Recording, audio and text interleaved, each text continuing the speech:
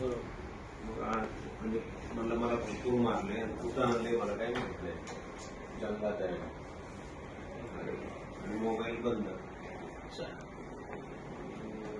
आता आम्ही थोडस टेक्निक बाकीच्या गोष्टी असं काय रिक्षावाले मित्र करतो नाही.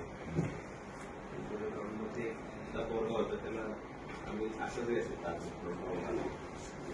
त्याला ती गॅंग होती 8 लोकांची. येत नाही ते मोठी टीम आणि 2 कोटीची मागणी केली नाही.